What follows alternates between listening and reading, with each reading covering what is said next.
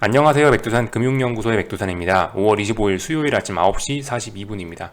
어젯밤 미국은 혼조 마감했다고 합니다. 언론에서요. 근데 혼조 마감이 아니고 명백하게 그냥 하락 마감을 한 거죠. 다우가 좀 올랐다라고 해서 이 혼조 마감이라고 하는데 혼조 마감이 아니고 다우는 대표 지수 아니니까 제끼고 나스닥하고 S&P만 보시면 된다. 근데 이 두 친구가 큰 폭의 하락 마감을 했다라는 거, 그죠?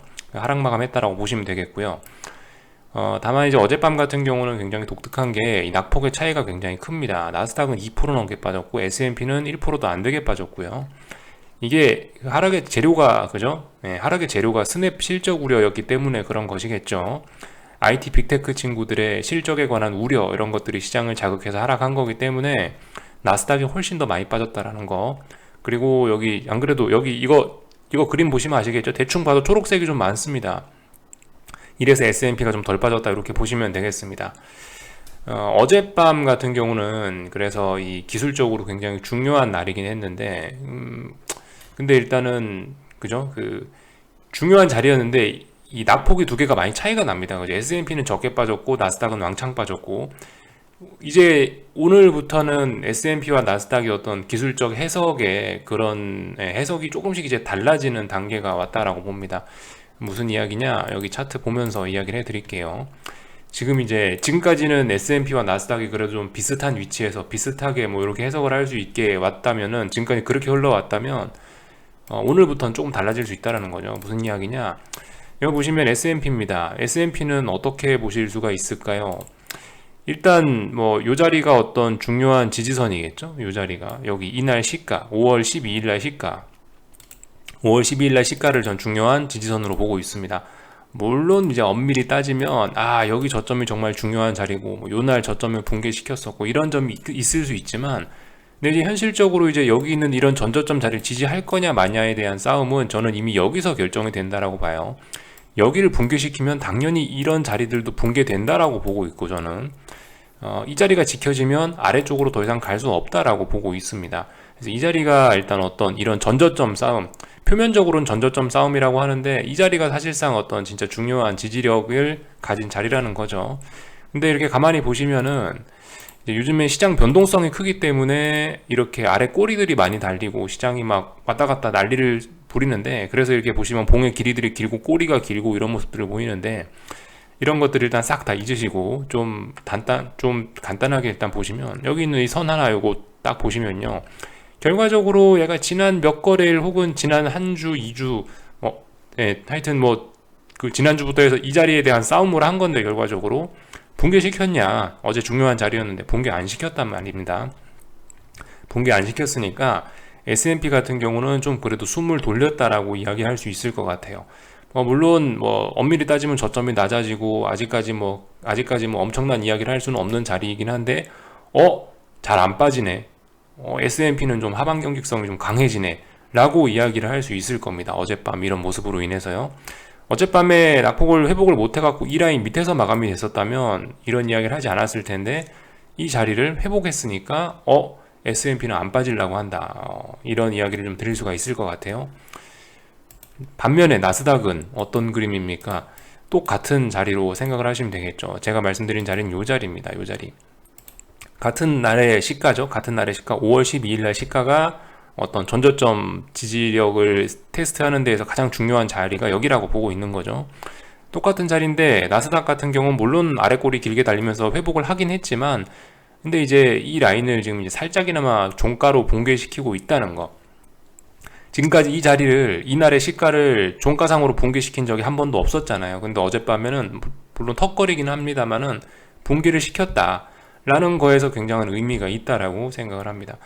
물론 턱걸이니까 여기다가 이제 큰일 났다 이렇게 이야기하기는 좀 뭐하고 조금 더 지켜보긴 해야겠지만 여전히 얘도 이 꼬리 부분에 대한 어떤 버티는 이런 힘들이 강해서 꼬리를 달고 약간 지지력이 있긴 합니다만은 근데 아무튼 이 자리를 붕괴시켰다라는 것 자체가 굉장히 심상치가 않다. 그래서 S&P는 제가 방금 뭐라고 말씀드렸죠? 이거 하방 경직성이 강하네요. 이거 아래쪽에서 버티는 힘이 강합니다. 라고 이야기를 해드렸지만 나스닥은 힘이 약하네요. 나스닥 같은 경우는 계속 아래쪽으로 늘어질 가능성도 있겠네요. 요렇게 이제 그죠? S&P와 나스닥을 그 이야기하는 그게 조금 좀 서로 달라진 거죠. 지금까지는 같이 갔었는데, 지금까지는 같이 둘 다 주르르 흘러내립니다 이렇게 말씀드렸는데, 이제 오늘부터는 S&P는 지지력이 좀 세요. 얘는 좀 심상치 않네요. 나스닥은 그냥 줄줄 그냥 계속 줄줄줄 흘러내릴 분위기입니다. 이런 식으로 이야기가 좀 달라졌죠. 네, 이런 점들 생각을 해보셔야 되겠고, 이 하여튼 계속 잊으시면 안 되겠지만 이 시장의 주도주는 IT 빅테크다, 그죠? 이번에 뭐 2008년 금융위기 이후부터 해서 사실상 이제 어떤 시장을 끌고 올라온 거는 IT 빅테크, 애플 비롯한 이런 친구들인데, 그런 친구들이 이렇게 약세를 보이고 그런 친구들이 모여있는 나스닥이 저렇게 약하다는 것은 분명히 이 시장에 뭔가 문제가 있다라는 그 강력한 증거가 될 겁니다. 그죠? 주도주가 올라야 돼요. 주도주가 올라야 시장이 회복하려면은, 뭐 주도주가 아니고 뭐 다른 거 백날 올라봐야 소용이 없어요. 주도주가 시장의 분위기를 결정하는 친구고, 걔네가 죽으면 시장도 끝이다라는 건데, 근데 일단 주도주가 지금 특히 약한 모습을 보이고 있습니다. 근데 뭐 자연스러운 일이죠. 뭐 세상에 공짜는 없으니까요. 감히 뭐 버블스럽게 이렇게 막 굉장히 슈팅을 많이 줬으니까 그에 따라서 대가도 지금 심각하게 치르고 있는 거죠. 예전에 IT 빅테크들이 오른다고 소외받던 그런 친구들 같은 경우는 상승률도 덜하지만 지금 빠질 때도 좀 덜 빠진다, 오히려 내성을 가진다, 이런 점들을 좀 우리가 확인을 해볼 수가 있을 것 같아요. 그래서 하여튼 줄줄이 빠지고 있다. 어젯밤에 그래가지고 뭐 스냅 그것 때문에 IT 빅테크 친구들이 난리가 났다. 특히 여기 뭐 구글, 페이스북 뭐 이런 친구들이죠. 트위터 뭐 이런 친구들, 그 직접적으로 스냅의 친구들, 얘네들이 이제 좀 많이 맛이 갔다라는 거. 그리고 그 와중에 뭐 또 어떤 버블의 대장이라 할 수 있는 테슬라 이런 친구들은 이제 중요한 라인들 다 붕괴가 됐죠. 그래서 막 7%씩 폭락을 하고 있고. 근데 뭐 사실 이제 이게 시장이 정말 독특해져 가지고 이게 변동성이 너무 커져 갖고, 나스닥 지수가 하루에 3% 4% 빠져도, 테슬라가 뭐 하루에 5% 6%를 빠져도 이젠 그냥 그게 자연스러운 일상이 돼버렸어요. 여러분들 이게 정말 무서운 일이긴 한데, 그죠? 하여튼 공짜가 없음을 잘 보여주고 있습니다. 이런 것들 좀 잘 봐야 되겠고, 뭐 지금 사실 테슬라 이야기는 할 때는 아닌데, 아무튼간 뭐 테슬라 같은 경우, 그죠? 이 중요했던 자리가 이미 이 자리였어요. 그죠? 900이라는 자리가 네, 900이라는 자리가 중요했죠. 왜냐? 어떤 정고점 자리였으니까. 아니 참, 그죠? 정고점 자리였으니까. 근데 뭐 이 자리 붕괴되고 나서 그냥 뭐 잘 가고 있습니다. 하락 추세 잘 진행되고 있어요.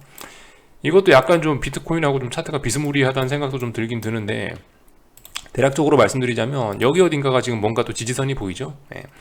여기 어딘가까지는 지지력이 딱히 없습니다. 이 자리가 좀 중요한 지지선일 거고, 이 자리가 붕괴가 되면은 그 다음엔 뭐 대략적으로 제가 봤을 때 뭐 이런 자리들, 그리고 이 밑으로는 잘 없죠. 이 밑으로는 대부분 다 급등을 했던 자리라, 이 보시면 별로 그렇게 지지와 저항 자리가 많이 없습니다. 이래서 뭐다, 오를 때 짜불짜불 오르면 밑에 지지선을 많이 깔 수 있지만 이렇게 급등을 해버리면 지지선이 텀벙텀벙 생길 수밖에 없다. 그래서 다음번에 하락할 때 좀 이제 가슴 아플 수 있다, 이런 이야기 드려보겠습니다.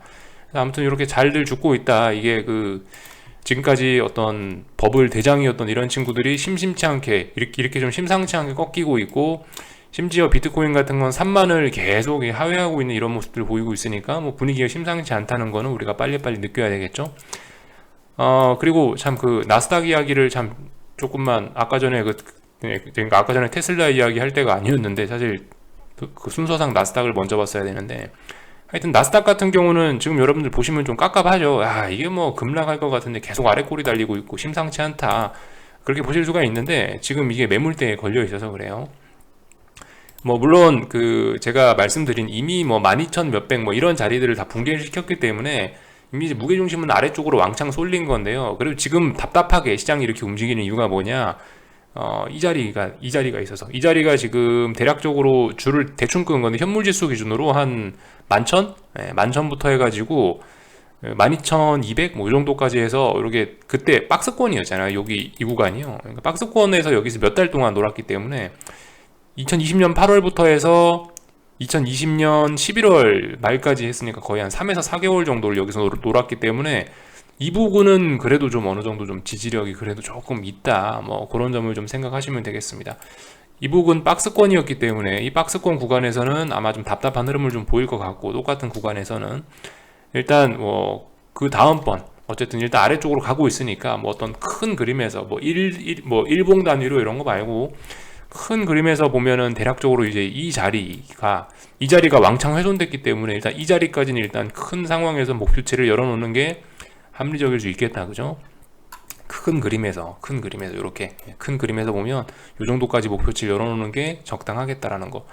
근데 이 자리가 이제 붕괴되고 나면 밑에 지지력은 없다. 2020년 3월 이 전염병 났을 때 저점 때까지는 여기는 이제 특별히 지지력이 없다라는 거 생각해 보셔야 되겠습니다. 아무튼 잘 가고 있습니다. 잘 가고 있어서 딱히 드릴 말씀 없고 구경만 하시면 될 것 같고, 어젯밤 같은 경우는 그래서 일단 나스닥 같은 경우는 이제 이런 마감을 보고 뭐 오늘 밤에 뭔가 한 숟가락 얹거나 이제 지금 말씀드리는 게 제가 지금은 뭔가 베팅하기 애매한 때라고 좀 말씀을 드렸죠. 차라리 이렇게 반등을 하거나 아니면은 뭐 폭락을 하거나 이러면은 뭐 대응하기 쉬울 텐데 계속 짜불짜불 빠지고 있으니까 좀 대응하기 어렵지 않겠냐라는 이야기를 드렸는데, 일단 어제 밤 같은 경우는 말씀드렸다시피 그 중요한 라인을 일단 종가상으로 좀 훼손을 한 첫 번째 사례이기 때문에 이거를 어떤 신호로 삼아서 이제는 뭐 여기 있는 이 라인의 싸움에서 뭐 밀리면은 이때마다 뭐 한 숟가락씩 하락 포지션을 얻는다라든가 뭐 이런 거는 이제 이런 전략은 해볼 수 있을 것 같아요. 어제의 하락을 기준으로 해서요. 전략을 좀 바꿀 수도 있다. 이런 이야기 좀 드려보겠습니다. 근데 아무튼 여전히 좀 저는 애매하다는 생각이긴 해요. 이제 어제의 하락을 그 재료로 해가지고 이제 뭐 어떤 새로운 전략을 구사할 수 있긴 있는데, 그럼에도 불구하고 여전히 이게 반등이 좀 나오는 게 솔직히 훨씬 대응하기 쉽고 폭락하는 게 대응하기는 훨씬 쉽긴 합니다. 지금 사실 뭐 할 수는 있다. 그래서 어떤 기준을 새롭게 제시를 하나 해드리긴 한 건데 솔직히 좀 쉽지는 않은 지금 그런 상황이에요. 부담스러운 좀 그죠? 손쉽게 좀 매매를 하고 막 들이대기는 좀 부담스러운 그런 자리다 여전히요. 그런 모습 말씀드렸고, 하여튼 S&P고 나스닥이고 어젯밤에 그래서 결과적으로 하락 마감을 한 거죠. 그래서 변동성 지수들은 또다시 상승 마감을 하고 있다. 그래서 다시 29를 3거래일 4거래일 이제 지키고 있다라는 거 잘 봐야 됩니다. 그러니까 아직까지 이 고민이 끝나지 않은 것 같아요. 지금 당장 한번 대폭락으로 한번 꽂을 것이냐, 아니면은 여기서 조금 더 반등을 하면서 주식시장이 좀 쉬어갈 것이냐, 이런 부분에 대한 고민을 아직도 하고 있어요. 29에서 계속 싸우고 있습니다. 29에서 33.4까지 지금 이제 여기 있는 매물대가 계속 소화가 되고 있습니다. 이게 상승 마감하면 좀 소화됐다고 할 거고요. 계속 어떤 뭐 하락 마감하거나 이러면 뭐 저항이 누적됐다, 더 이상 못 가나라고 이야기할 텐데, 일단 근데 여기 29에서 일단 더 이상 안 빠지는 게 일단 계속 위쪽에 있는 매물 소화하는 과정이라고요, 이런 게. 그래서 여전히 이런 애매한 자리가 좀 지속이 되고 있습니다. 근데 이제 어젯밤 말씀드렸다시피 나스닥은 어딘가 붕괴시켰으니까 그걸 기준으로 해서 새로운 매매 기준을 만들어서 접근할 수 있는 근거는 생겼다. 이렇게 이야기해드리면 되겠죠? 이까지 하고요.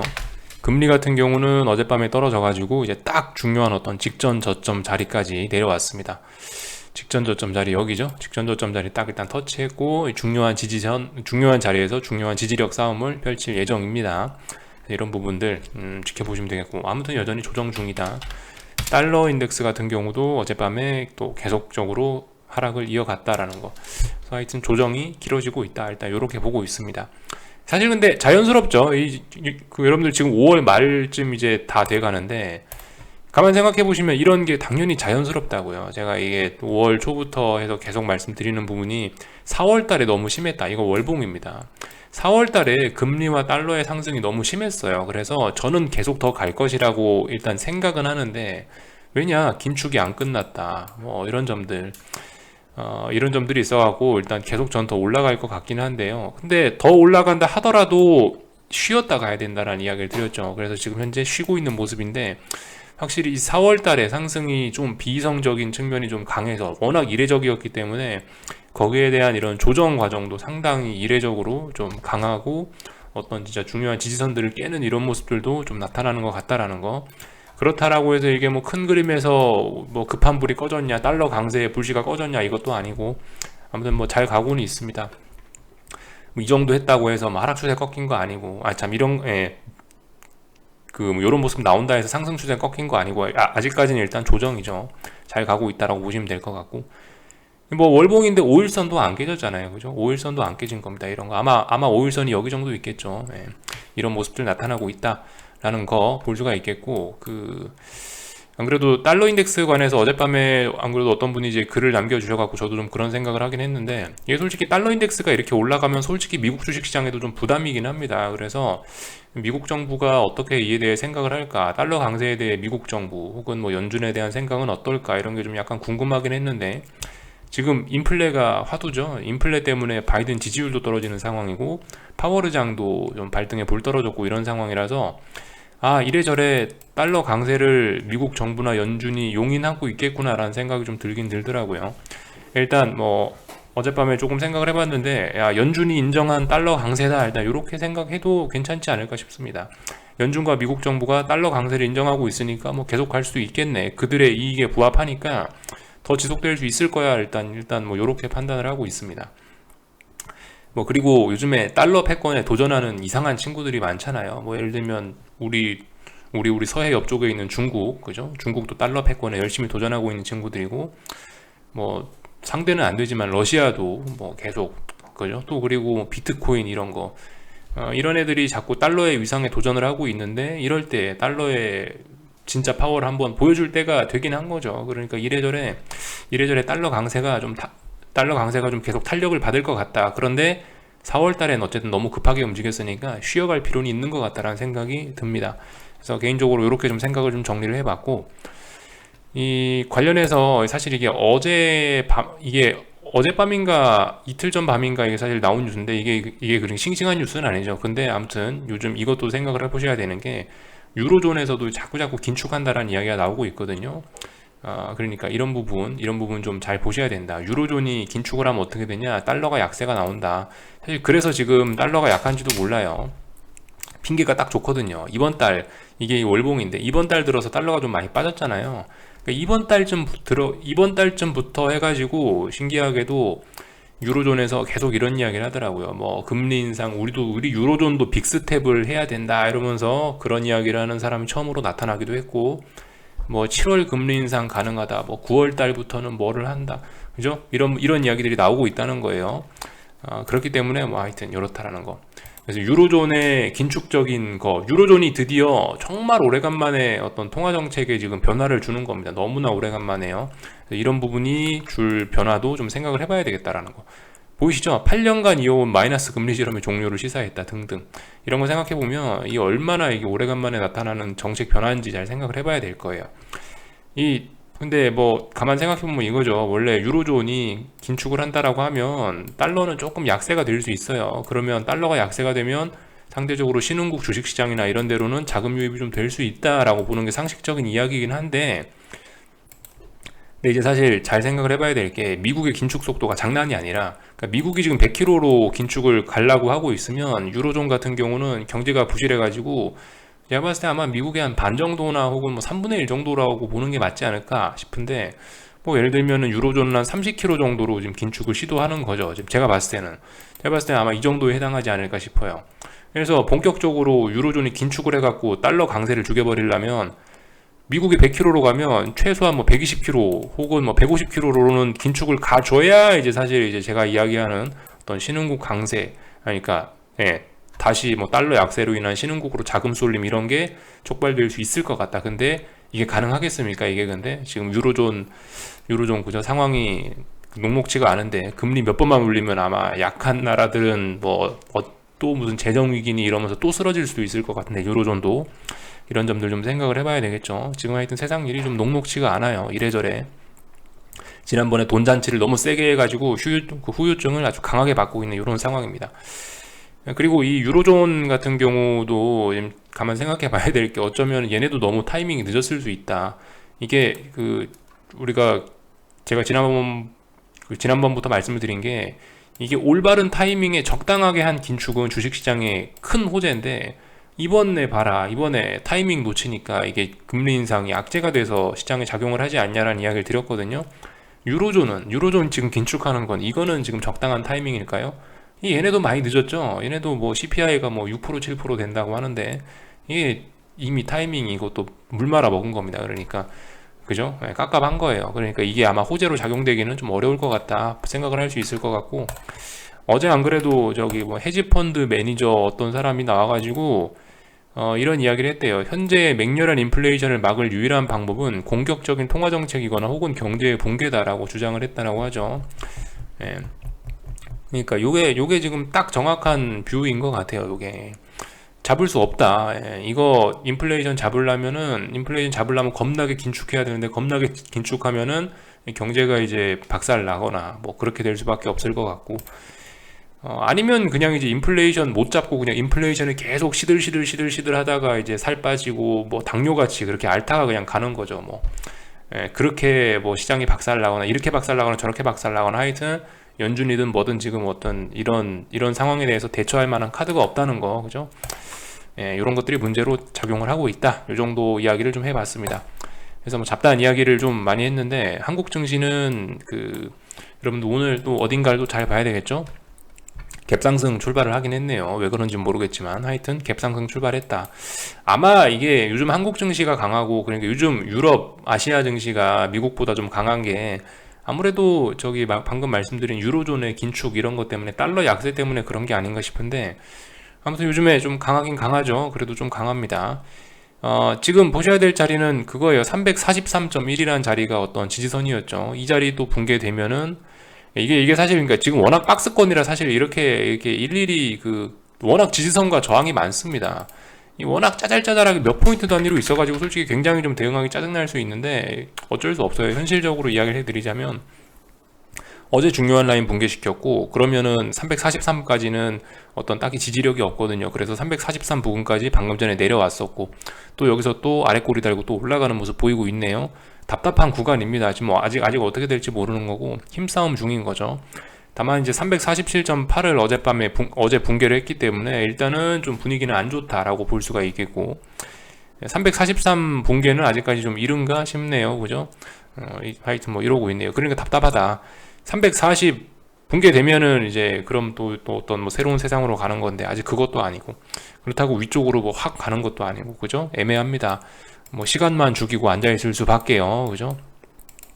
그래서 하여튼 저항 자리 세팅해 놓으시고, 뭐 저항이 오면은 뭔가 한 숟가락씩 얹으시거나 그게 맞을 것 같고, 삼성전자도 답답하죠. 67,000원이 저항이고 65,000원이 지지고, 그러니까 뭐 여기서 안에서 왔다 갔다 하고 있는 거, 예, 특별히 뭐 이상할 것도 없고, 그냥 하여튼 한국 증시가 늘 답답합니다. 이렇게 몸에서 사리가 나오죠. 예. 뭐 어쩔 수 없죠. 그냥 뭐 견디고 있어야죠. 추세만 생각하면서요. 뭐 특별히 더는 뭐 드릴 이야기는 없는 것 같습니다. 하여튼 코스닥도 그래요. 코스닥도 지금 좀 답답한 구간 안에 와 있죠. 뭐 대략적으로 여기 있는 요날 양봉 기준으로 해서 여기는 요 양봉 내에서 놀고 있네요. 뭐 1230, 뭐 1260, 뭐 이 정도 되는 자리에서 아주 작은 박스권 안에서 놀고 있네요. 근데 얘도 어쨌든 일단 분위기는 좀 꺾이긴 꺾였죠. 뭐 요 정도 뭐 점검만 하고 넘어갈게요. 한국 증시는 딱히 뭐 딱히 뭐 할 말이 없고, 하여튼 중요한 저항 자리 뭐 부근에 오면 뭔가 해볼 수가 있을 것 같다. 요 정도 이야기. 뭐 환율도 그냥 뭐 계속 조정 나오고 있고요. 딱히 뭐 점검할 만한 게 없는 것 같습니다. 요까지 할게요. 궁금한 거 리플 남겨주시고 오늘 저녁에 뵙도록 하겠습니다. 여기서 마치겠습니다.